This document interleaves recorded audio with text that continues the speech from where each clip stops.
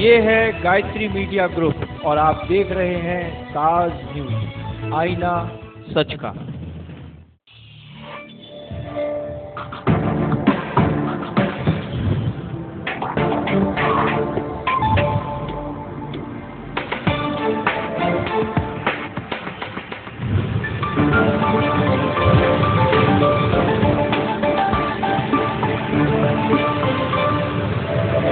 नमस्कार, ताज न्यूज़ के इस बुलेटिन में आप सभी का स्वागत है। मैं हूं आशिया खान। खबरों की शुरुआत करते हैं सुर्खियों के साथ। पूरी शानो शौकत के साथ निकली डॉक्टर भीमराव अंबेडकर की भव्य शोभा यात्रा। हर झांकी के साथ शहरियों को दिया मिलजुल कर रहने का संदेश। शोभा यात्रा और भीमनगरी स्थल पर सुरक्षा के भारी इंतजाम। पुलिस प्रशासन के नुमाइंदों की हर कोने पर तीखी नजर। थाना कोतवाली के माईथान में मामूली विवाद के बाद बात बिगड़ी। पड़ोसी ने राजू प्रसाद को लोहे की रॉड से जमकर पीटा। और शमशाबाद के मजरा गांव में खेत जुताई को लेकर दो पक्षों में संघर्ष। खूब बरसे लाठी डंडे, झगड़े में 4 लोग गंभीर रूप से घायल। अब खबरें विस्तार से।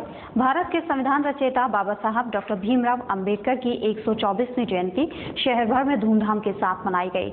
इस दौरान निकाली गई भव्य शोभा यात्रा बाबा साहब के हजारों अनुयायियों ने हर्षोल्लास के साथ इसमें हिस्सा लिया।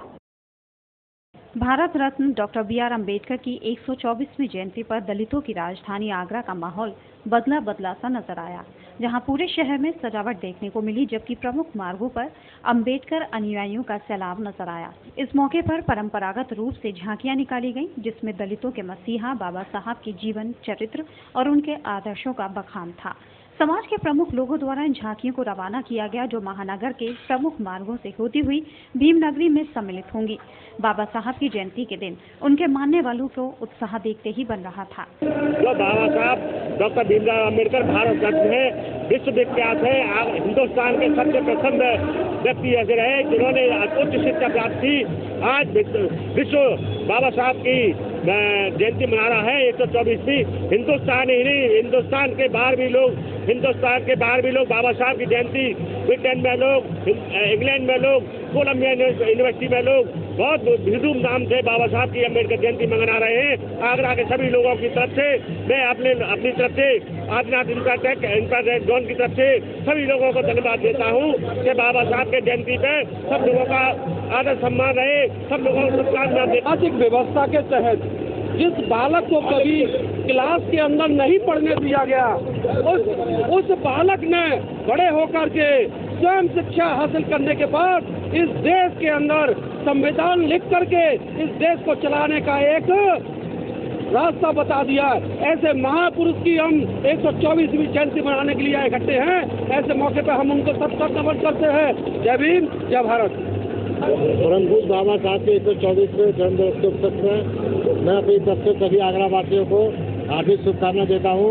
परम पूज्य बाबा साहब हिंदुस्तान ही नहीं, भारत ही नहीं, पूरे विश्व में एक ऐसे महापुरुष हैं जिनकी जन्म जयंती सिर्फ और सिर्फ समाज के लोग मनाते हैं। बाकी सभी महापुरुषों की जयंती सरकार, लेकिन परम पूज्य बाबा साहब की जयंती पूरी जनता अपने पैसों से खर्च करके मनाती है।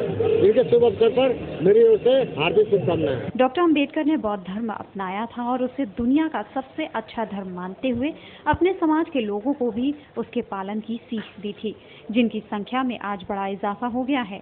राष्ट्रीय बौद्ध महासभा के रूप में जिन्होंने शोभा यात्रा में शिरकत की और डॉक्टर अंबेडकर को अपने श्रद्धा सुमन अर्पित किए। बाबा साहब डॉक्टर भीमराव अंबेडकर जी आज 124वीं जयंती है, उसके संदर्भ में हम लोग जो है राष्ट्रीय बौद्ध महासभा के तहत जो है बुद्ध जयंती में ही हम जो अपनी झांकी प्रस्तुत करना चाह रहे हैं, जिससे एक ऐसा संदेश आए कि जो परम पूज्य बाबा साहब का जो सपना था वो हमेशा जो है पूरा हो। उन्होंने बौद्ध धर्म इसलिए स्वीकार किया कि मेरा पूरा समाज बौद्ध में हो, पूरा भारत बौद्ध में हो। इस तरीके में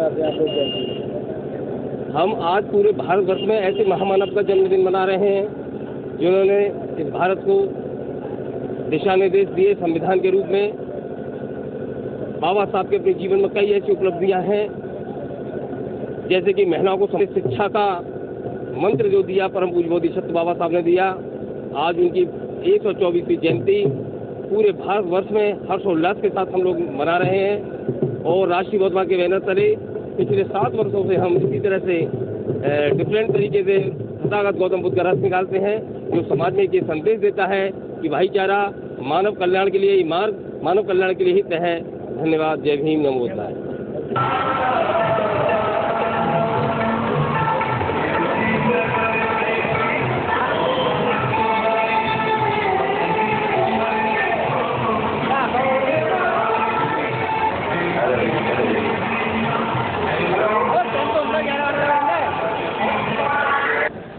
डॉक्टर भीमराव अंबेडकर की 124वीं जयंती को शांतिपूर्ण ढंग से संपन्न कराने को लेकर प्रशासन द्वारा चाक चौबंद इंतजाम किए गए थे। सुरक्षा के लिहाज से शोभा यात्रा और भीमनगरी स्थल पर भारी तादाद में सुरक्षा कर्मी मुस्तैद नजर आए। अभी चाक चौबंद व्यवस्था की हमारी रूट है, रूट पे ड्यूटियाँ लगाई गई हैं, शोभा यात्रा के साथ ड्यूटियाँ लगाई गई हैं, रूट साथ ड्यूटियाँ लगाई गई हैं, अलग अलग जो घाटियाँ हैं उन पर ड्यूटियाँ लगाई गई हैं, बैंड और 7:30 में चलने वाली ड्यूटियाँ हैं, और कई मोबाइल पार्टियां हैं, जोनल हेडक्वार्टर है उनमें रिजर्व पार्टियां हैं और क्यूआरटी की मोबाइल पार्टियां हैं, और सुबह भोर में इन सभी को सप्लीमेंट करने के लिए अलग से क्यूआरटी पार्टियां तैयार हैं, जो सुबह 4 बजे रिपोर्ट करेंगे। पूरी व्यवस्था चाक चौबंद है और हम उम्मीद कर रहे हैं कि पूरी शांति व्यवस्था के साथ ये शोभा यात्रा संपन्न होगी। डॉक्टर भीमराव अंबेडकर की 124वीं जयंती को लेकर भारतीय जनता पार्टी के कार्यकर्ताओं ने बढ़ चढ़कर हिस्सा लिया और एक दूसरे को बधाई दी। कितनी पब्लिक आगरा शहर की तरफ सभी जाति के लोग और बाबा साहब का जन्मदिन का बड़े उत्साह से मनाया जा रहे हैं। और खासतौर आज पहली बार हमने ऐसा लगा कि प्रदेश से जो मैसेज आया था भारतीय जनता पार्टी का, और गली गली से लेकर हर बड़े बड़े शहरों में भारतीय जनता पार्टी अम्बेडकर जयंती का बड़े उत्साह से प्रोग्राम करेगी।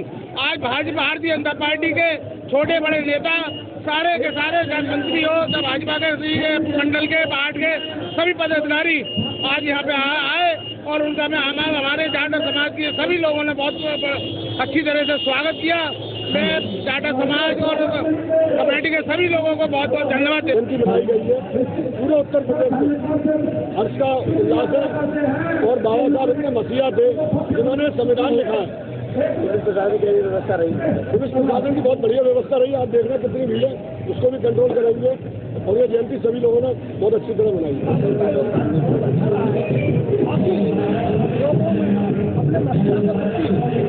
बहुत अच्छी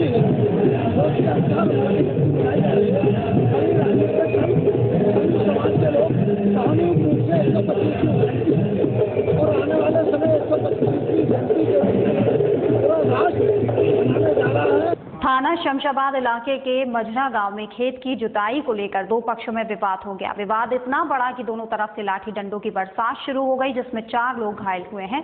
सूचना की जानकारी मिलते ही मौके पर पुलिस पहुंच गए, घायलों को इलाज के लिए जिला अस्पताल में भर्ती करा दिया।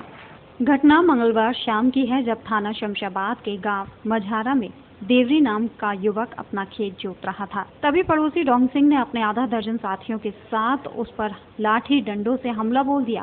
वहीं शोर मचाने पर हमलावर फरार हो गए। सूचना पर पहुंची पुलिस ने रामस्वरूप, कुशल सिंह, देवरी, हरी सिंह, सुनीता सबको जिला अस्पताल में भर्ती करा दिया। तहरीर पर मुकदमा दर्ज कर आगे की कार्रवाई शुरू कर दी। अब देखना होगा कि पुलिस हमलावरों को कब तक गिरफ्तार कर पाती है।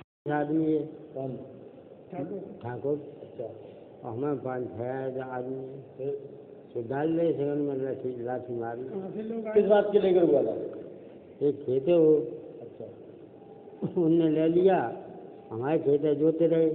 हमने यूँ कही तो तुम अपने कब्जा ले लो भाई, क्या होता है हमें कितने लोग घायल हुए? हमें 4-5 आदमी। मंगलवार को देर शाम थाना कोतवाली के माई थान में मामूली विवाद को लेकर एक पड़ोसी ने राजू प्रसाद नामक एक युवक पर हमला बोल दिया, जिसने राजू को गिरा कर लोहे की रॉड से बेदर्दी से पीटा। सूचना मिलने पर मौके पर पहुंची पुलिस ने घायल राजू प्रसाद को जिला अस्पताल में भर्ती कराया और आरोपी के खिलाफ मुकदमा लिख आगे की कार्रवाई शुरू कर दी। घर में था, मैंने जरा स्कूटर गई थी, मैं साइकिल लेके आया था तो स्कूटर मैंने कही थी, वो अपने दरवाजे पे गई थी, मैंने खड़े होकर सब उससे बगल वाले से अनिल वर्मा से, तो वो घर से बाहर निकल के बोला कोई स्कूटर नहीं हटेगा यहाँ से, स्कूटर जहाँ पर रखा जाएगा। और हमें परेशानी हो रही है साहब निकलने में। और हमें झाड़ू सुबह बच्ची लड़की आंगन बांगन धोती है तो झाड़ू लगाने परेशानी, सुबह सुबह स्कूटर कर लेकर खड़ा कर देगा दरवाजे के सामने। और इसी बात पे साहब इसने डंडा अंदर से निकाल के और लोहे की सरिया निकाल के और 2-3 बजे सरिया उसने सिर पर मारी साहब। जी हाँ, दबंगी करता साहब ये। हाँ मैंने कर दी साहब। शादी का ड्रामा रचकर महिला का शारीरिक शोषण करने पर जब पीड़िता ने आरोपी के खिलाफ कोर्ट की मदद से मुकदमा लिखाया तो कोर्ट पहुंची पीड़िता महिला पर आरोपी ने साथियों के साथ मिलकर हमला बोल दिया। हद तो तब हो गई जब इस मामले में कवरेज के लिए पहुंचे मीडिया कर्मियों को आरोपियों ने भी अपना निशाना बनाया। आगरा के एक व्यक्ति ने महिला को प्रेम जाल में फंसाकर उससे शादी का ड्रामा तैयार कर उसके साथ कई बार दुराचार किया। महिला के साथ हुई इस दुराचार की क्लिपिंग बनाकर उसे ब्लैकमेलिंग करता रहा और उसे अपने दोस्तों के सामने भी परोस दिया। इस घटना के बाद पुलिस से शिकायत की लेकिन पीड़ित युवती की कोई सुनवाई नहीं हुई। इस घटना के बाद पीड़िता ने कोर्ट में फरियाद की तो सीजेएम ने पीड़िता के पक्ष में मुकदमा दर्ज करने का आदेश दिया। आरोपी के खिलाफ कोर्ट के आदेश पर मुकदमे के आदेश से बौखलाए दुराचारी ने पीड़िता पर हमला कर दिया। इस घटना की कवरेज के दौरान मीडिया के साथ भी आरोपी ने बदसलूकी की।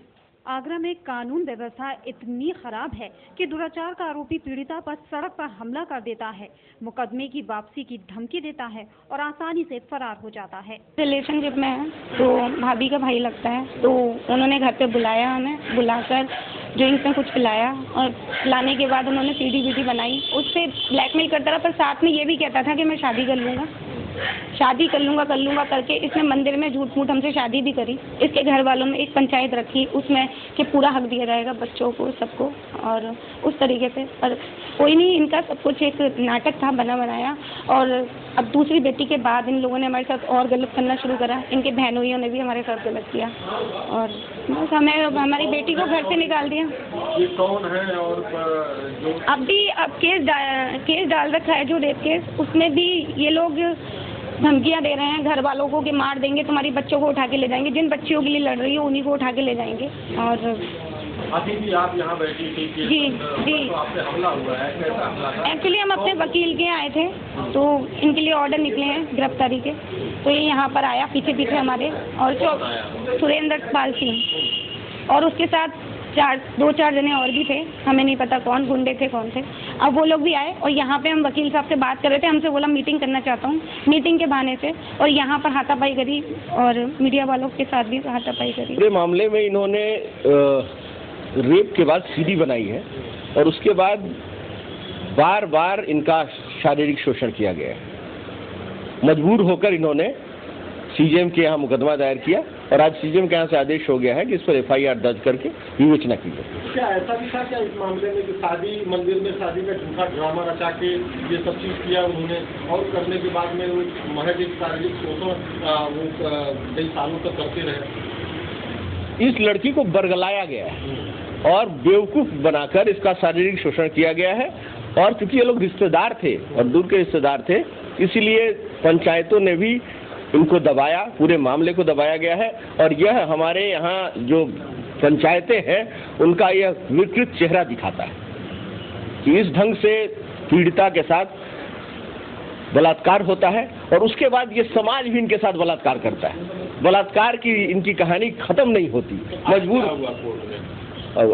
कोर्ट ने आदेश पास किया है, उन्होंने एफआईआर दर्ज करने का आदेश दिया है थाने को, न्यू आगरा थाने को, और साथ में यही कहा है जिसमें विवेचना कर कोर्ट में रिपोर्ट पेश की। आसमान से बरसी आफत के बाद इससे बर्बाद हुई फसल के चलते किसानों द्वारा की जा रही आत्महत्याओं की घटनाओं से निजात दिलाने के उद्देश्य से फुलट्टी बाजार के रहने वाले मशहूर ज्योतिषाचार्य पंडित मोहन गुरु ने हठ योग अग्नि समाधि ले ली है, जिन्होंने घर की छत पर धूप में बैठ अपने चारों तरफ कंडों में आग लगाकर मौन अग्नि समाधि ली है। बेमौसम हुई बरसात और ओलावृष्टि ने किसानों की कमर तोड़ दी है। फसल में भारी नुकसान हुआ, जिससे किसानों की सदमे से मौत हो रही है तो कोई आत्मदाह कर खुदकुशी कर रहा है। किसानों को इसी देवी आपदा से निजात दिलाने के लिए आगरा के फुलट्टी बाजार के रहने वाले मशहूर ज्योतिषाचार्य पंडित मोहन गुरु ने हठ योग अग्नि समाधि ले ली है। उन्होंने घर की छत पर धूप में बैठ अपने चारों तरफ कंडों में आग लगाकर मौन अग्नि समाधि ली है। ज्योतिषाचार्य के बेटे अरुणी मोहन शर्मा के मुताबिक गुरु मोहन पहले भी सन 1971 में बर्फ की समाधि पर बैठे थे।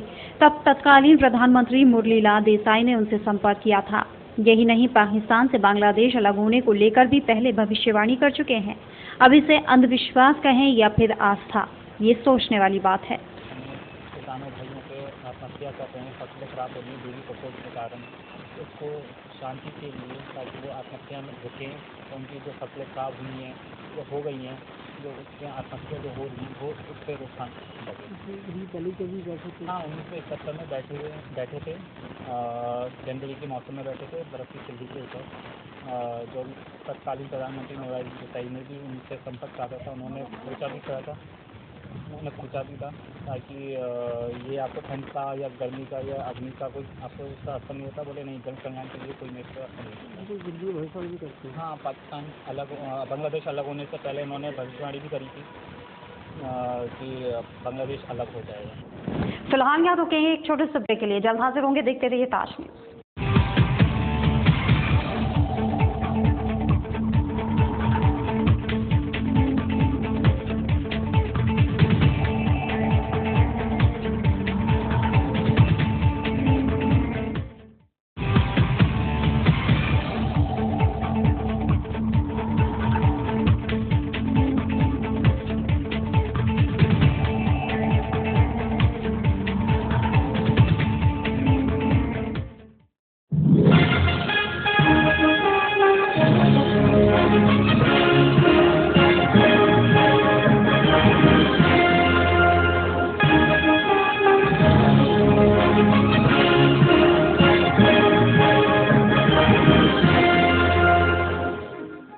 कृपया ध्यान दें, नौकरी ढूंढोगे तो उम्र गुजर जाएगी।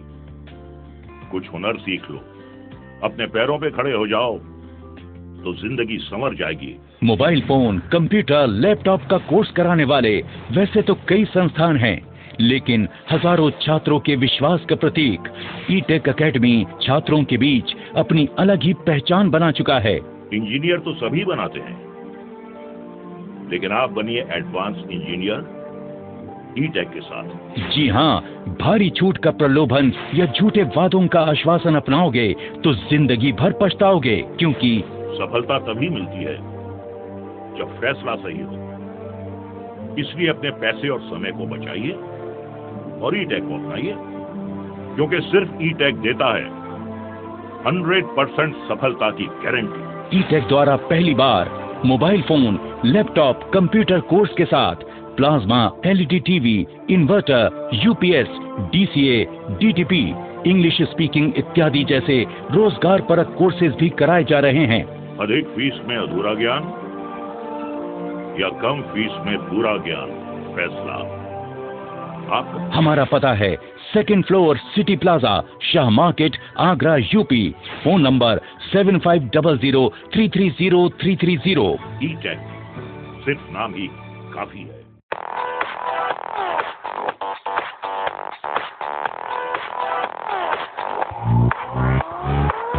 Shri Balaji jewellers, gold, silver और डायमंड ज्वेलरी मिलने का विश्वसनीय स्थान। हमारे यहाँ आपको gold, hallmark certificate gold jewellery नए कलेक्शन के साथ उपलब्ध मिलेगी। संपर्क करें Shri Balaji jewellers, Fortune tower near Kargil petrol pump, Agra. Phone number 9719333563 और 9759333992। श्री बालाजी ज्वेलरी, दुल्हन की jewellery, AD jewellery, artificial bangles, chain व सभी प्रकार के सेट यहाँ पर उपलब्ध है। तो तुरंत संपर्क करें 21 सुपर बाजार, कारगिल पेट्रोल पंप के पीछे, आगरा। फोन नंबर 9358464218 और 8865911110। Give your child the best start in life with the International School Agra's unique blend of academics, experiential learning, life skills, spoken English and human values. The school is professionally managed by Bangalore-based Stratagem EduServe, India's leading education partner, and also offers America's leading sports program from Kuhu Sports. Admissions open from KGI to grade 6. Campus located at Fatehabad Road. For admissions, call 07055004999 or 4449. Nandini group का एक और कदम, Nandini state. अब कागारौल में एक ऐसी colony जहां आप पा सकते हैं पक्की सड़क, स्वच्छ जल, बिजली की सुनिश्चित आपूर्ति, हरे भरे पार्क, भव्य मंदिर, कॉमर्शियल प्लॉट और दुकान, वो भी बहुत कम कीमत में। ये सब सुविधा कागारौल में गेटबंद कॉलोनी यानी नंदिनी स्टेट में। अब गांव को शहर बनाना है, हमारा सपना आपका घर हो अपना। नंदिनी स्टेट। परम पूज्य संत जय गुरुदेव जी महाराज के उत्तराधिकारी संस्था अध्यक्ष पंकज जी महाराज के दिव्य प्रवचन सुनिए हर रोज प्रातः 8:30 बजे साँझ गायत्री चैनल नंबर 873 पर। बाबा जी का कहना है शाकाहारी रहना है। निवेदक जय गुरुदेव धर्म प्रचारक संस्था मथुरा। संपर्क करें 9412726572। अराकीन कमेटी मदरसतुल बनात ज्योति नगर ताजगंज आगरा, जहां लड़कियों की आला दीनी व दुनियावी तालीम व तरबियत से आरास्ता कराने के लिए मदरसतुल बनात का आगाज हो चुका है, जहां पर लड़कियों के लिए आलमियत का 6 साल का मुकम्मल कोर्स, नाजरा कुरान, उर्दू, इस्लामी तरबियत व दस्तकारी और दुनियावी तालीम, हिंदी, इंग्लिश व अन्य विषयों की भी मुकम्मल जानकारी कक्षा 1 से 8 तक। दूर दराज से आने जाने के लिए गाड़ी की सुविधा। दाखिले की आखिरी तारीख 10 अप्रैल 2015। तो जल्द ही अपनी बेटियों को आला दीनी व दुनियावी तालीम हासिल कराने के लिए संपर्क करें। अराकीन कमेटी मदरसतुल बनात ज्योति नगर ताजगंज आगरा। मोबाइल नंबर 9027431462 और 9058000245।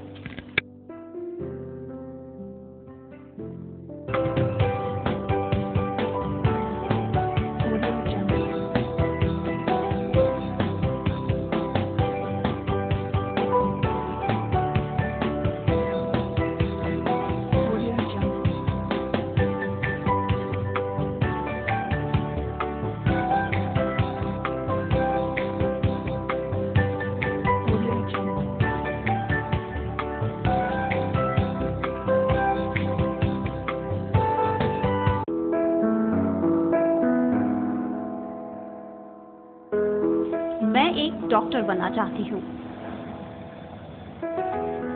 मेरा सपना है कि मैं देश की सेवा करूं। मैं बेस्ट सिंगर का अवार्ड जीतना चाहती हूँ। तो आप अपने बच्चे को क्या बनाना चाहते हैं? अपने बच्चों के बेहतर भविष्य के लिए आइए सेंट एसपी इंटरनेशनल एकेडमी, जहां आपके बच्चों को लाने ले जाने के लिए बस सुविधा, आधुनिक लाइब्रेरी, आधुनिक कंप्यूटर से सुसज्जित कंप्यूटर लैब, प्रैक्टिकल लैब, बच्चों के खेलने के लिए प्लेग्राउंड व खेल खिलौनों की उचित व्यवस्था। Admission open from class nursery to 7th। संपर्क करें गांव Khander, Tikatpura, Fatehabad, Baharod, Fatehabad, Agra. Contact number 9756607507।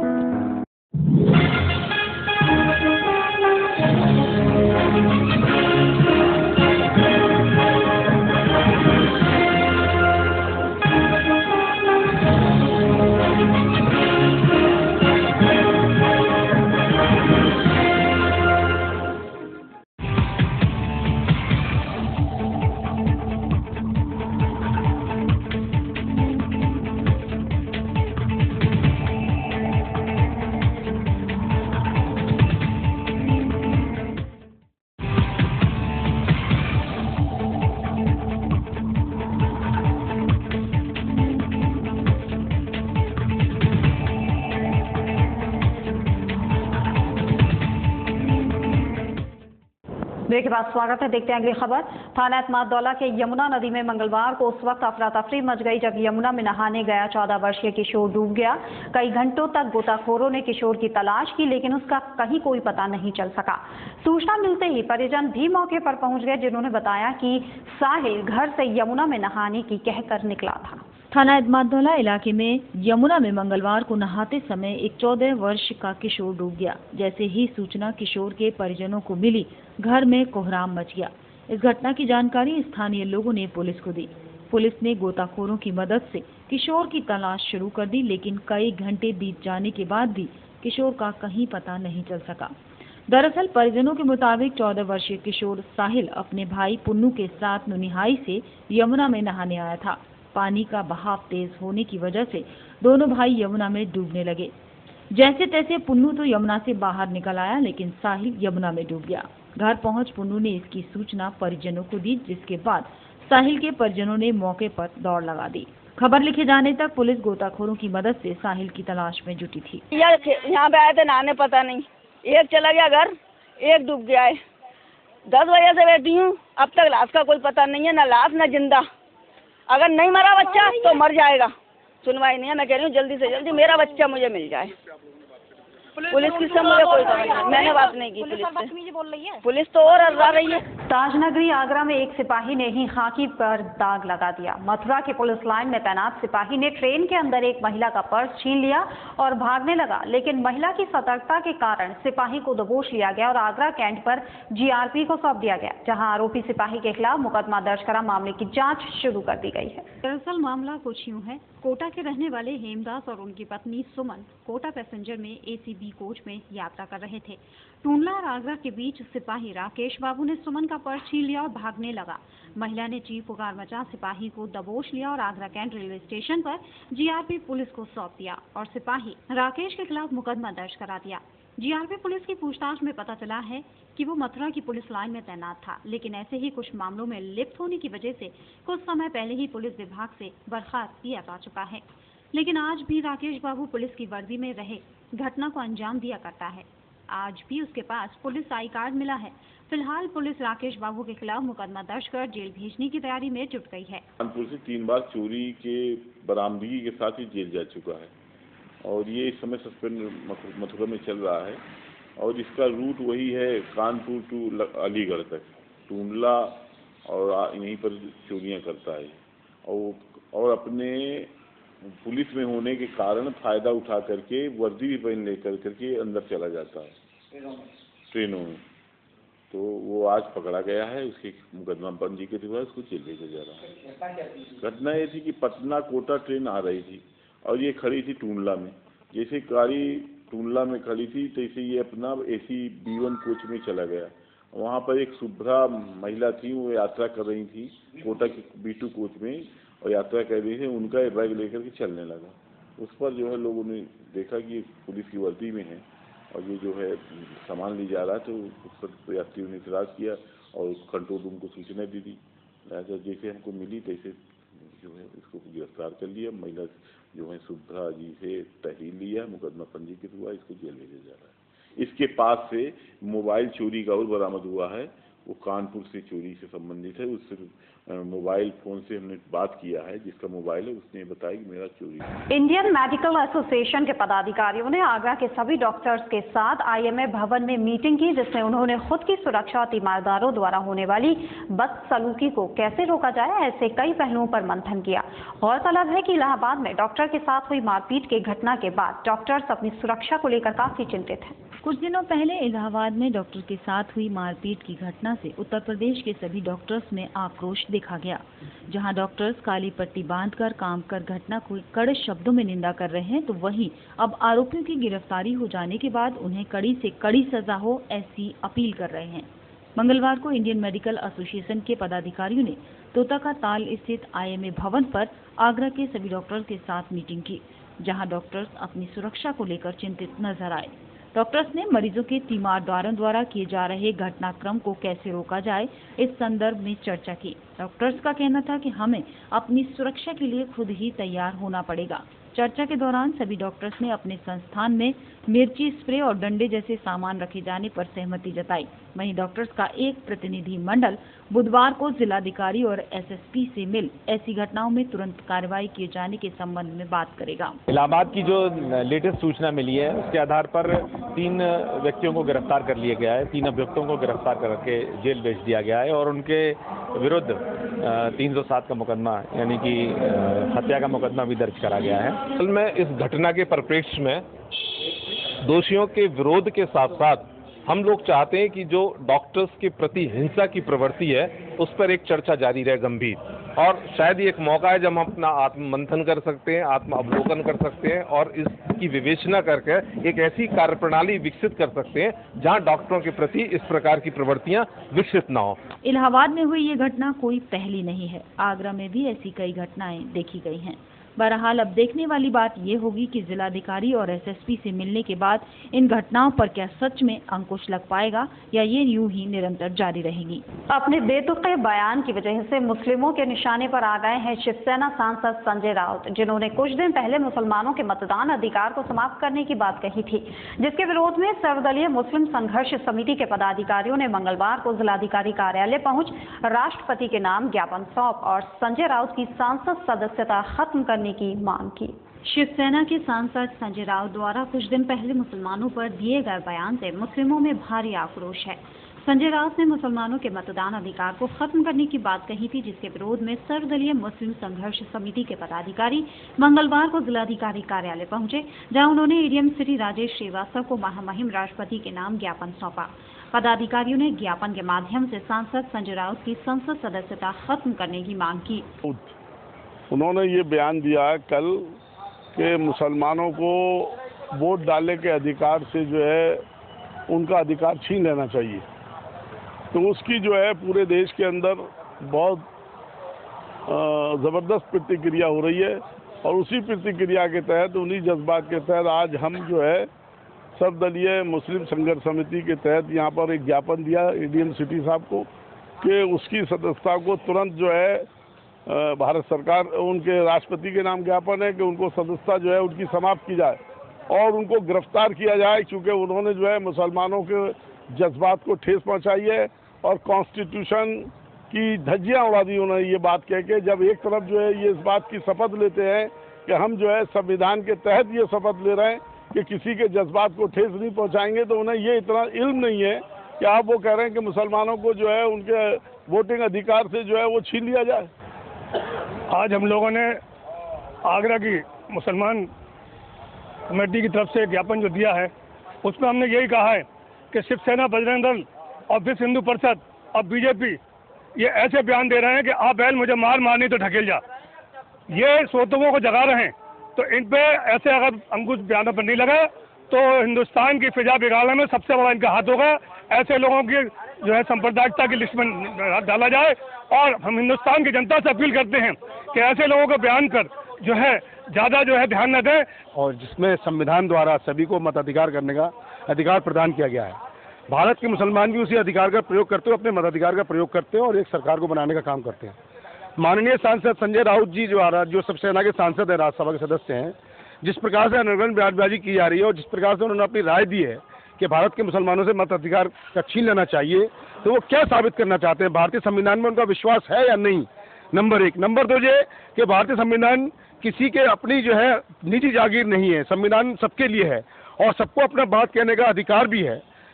Freedom of speech और फ्रीडम ऑफ एक्सप्रेशन के तहत ये सब चीज़ें होती हैं, लेकिन देश सर्वोपरि है। देश को किस तरह से हम इकट्ठा रख सकते हैं, आपस में मोहब्बत रख सकते हैं। इसलिए मैं माननीय राष्ट्रपति महोदय से ये मांग करता हूं आपके माध्यम से कि उनकी शीघ्र सदस्यता समाप्त की जाए। शिवसेना नेता के इस बयान ने राजनीति खेमे में बवाल मचा दिया है। अपने बयानों को लेकर सुर्खियों में रहने वाली शिवसेना का ये बयान बेशक फायदेमंद हो, लेकिन भारत की हिंदू मुस्लिम एकता की मिसाल पर बदनुमा दाग जरूर है।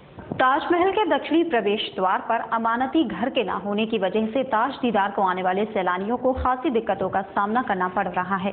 विभाग ने करीब 3 माह से अमानती घर को मरम्मत के नाम पर बंद कर रखा है, लेकिन कोई वैकल्पिक व्यवस्था न होने की वजह से इसका खामियाजा सैलानियों को उठाना पड़ रहा है। ताजमहल विश्व की बेहद खूबसूरत इमारतों में से एक है, जिसकी खूबसूरती को निहारने के लिए हर दिन हजारों की तादाद में सैलानी आगरा आते हैं और इस खूबसूरत इमारत का दीदार कर इससे जुड़ी अपनी यादों को अपने जहन और कैमरों में कैद करके ले जाते हैं। लेकिन आज ताज के दीदार का अनुभव सैलानियों के लिए मुश्किल भरा साबित होता जा रहा है। ये तो लाजमी है कि यदि सैलानी ताज का दीदार करने आता है तो उसके पास कुछ न कुछ सामान या बैग तो होगा ही, लेकिन सुरक्षा की दृष्टि से सैलानियों के सामान और बैग को ताजमहल के अंदर नहीं ले जाने दिया जाता है। इसके लिए विभाग ने ताजमहल के प्रत्येक प्रवेश द्वार पर अमानती घर की सुविधा मुहैया कराई।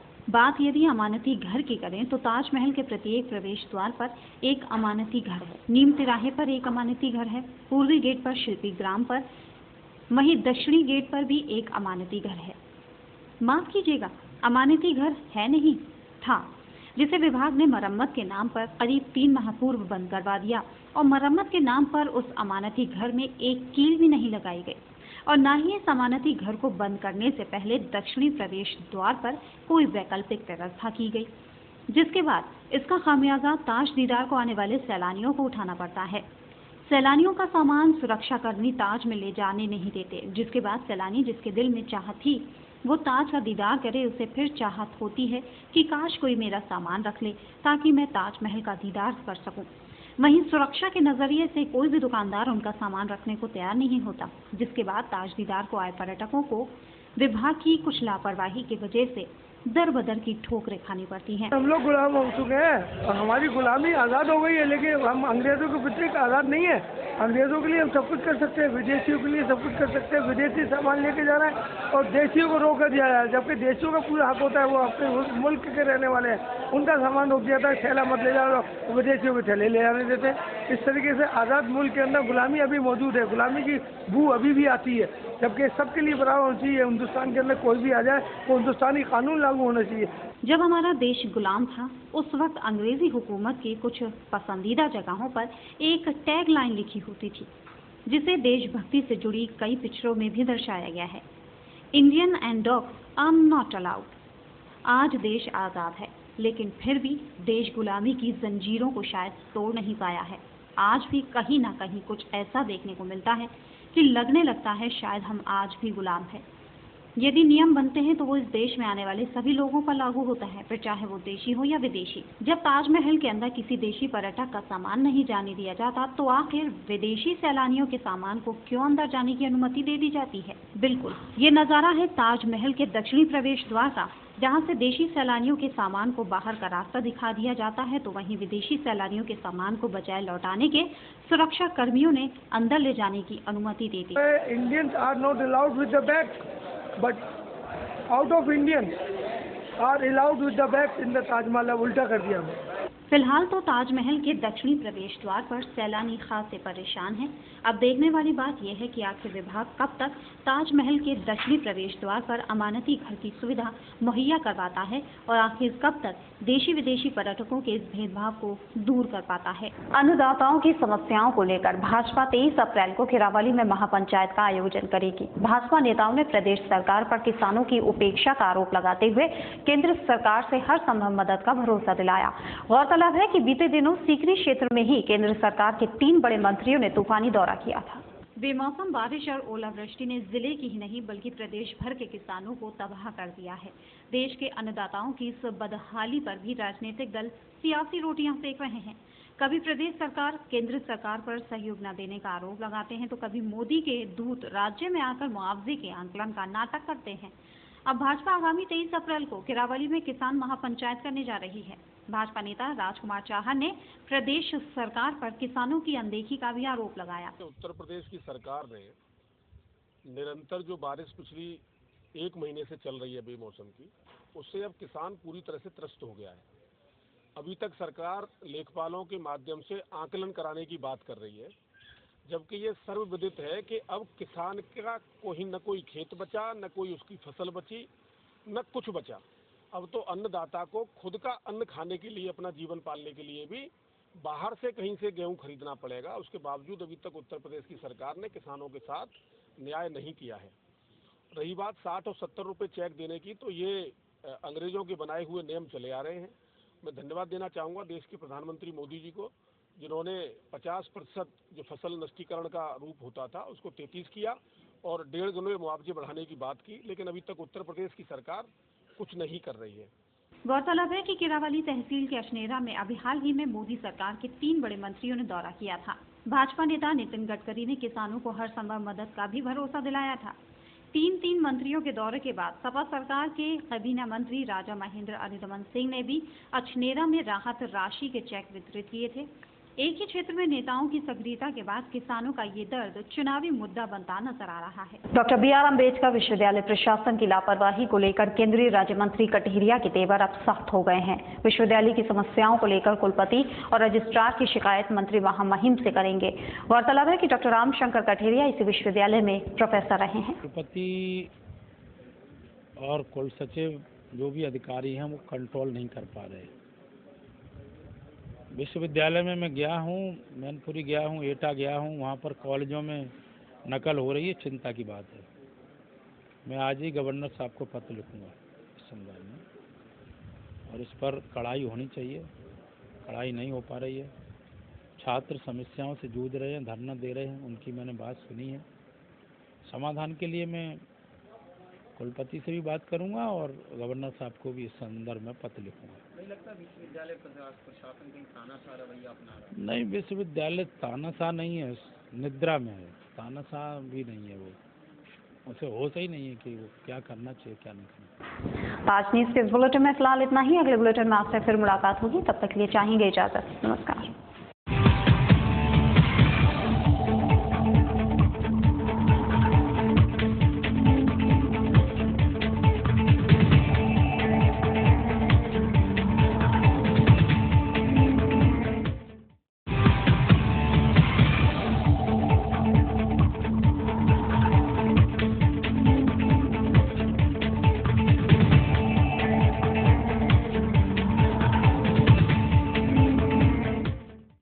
ये है गायत्री मीडिया ग्रुप और आप देख रहे हैं ताज न्यूज, आईना सच का।